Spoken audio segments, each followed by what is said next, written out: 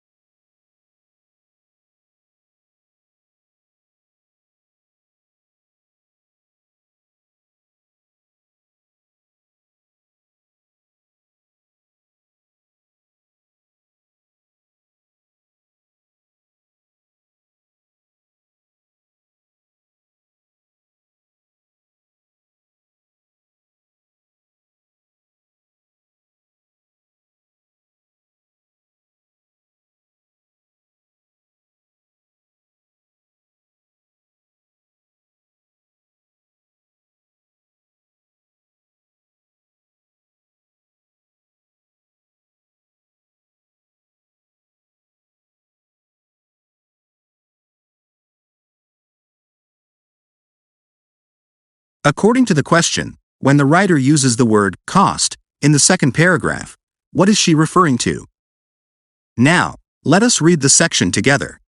Pregnancies that are complicated by suboptimal conditions in the womb, such as happens during preeclampsia or placental insufficiency, enforce physiological adaptations in the unborn child and placenta. While these adaptations are necessary to maintain viable pregnancy and sustain life before birth, they come at a cost. The biological trade-off is reduced growth, which may in turn affect the development of key organs and systems such as the heart and circulation, thereby increasing the risk of cardiovascular disease in adult life. The paragraph mentions that while adaptations are necessary to maintain viable pregnancy and sustain life before birth, they come at a cost. In the next sentence, the writer talks about the cost, that is, the biological trade-off is reduced growth, which may in turn affect the development of key organs and systems such as the heart and circulation, thereby increasing the risk of cardiovascular disease in adult life. Therefore, option D, reduced growth, is the correct answer. Let's look at the next question.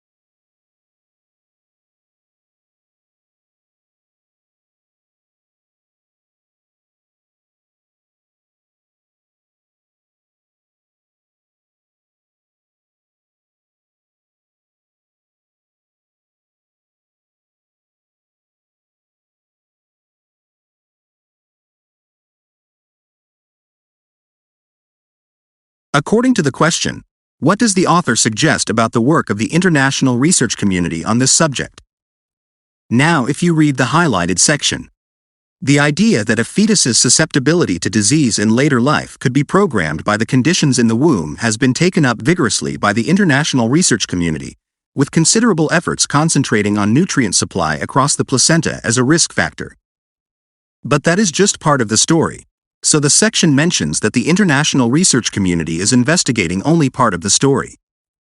Therefore, the option A is the correct answer. Let's look at the next question.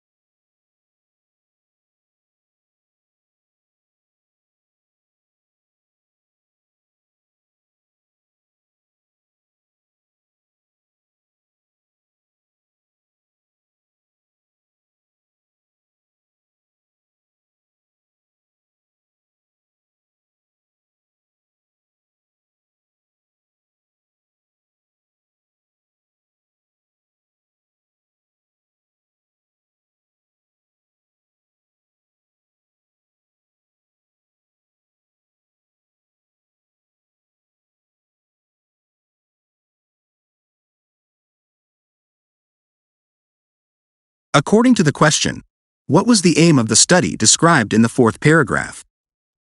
For this question, you have to read the entire paragraph to understand the aim of the study.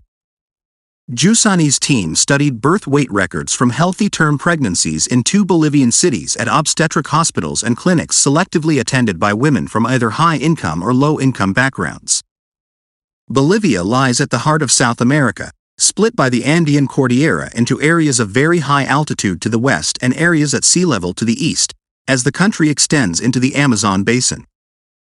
At 400 meters and almost 4,000 meters above sea level, respectively, the Bolivian cities of Santa Cruz and La Paz are striking examples of this difference. Pregnancies at high altitude are subjected to a lower partial pressure of oxygen in the atmosphere compared with those at sea level. Women living at high altitude in La Paz are more likely to give birth to underweight babies than women living in Santa Cruz. But is this a result of reduced oxygen in the womb or poor nutritional status? So, you should have understood that the study aims at finding relative importance of 2 risk factors for newborns. Therefore, option B is the correct answer.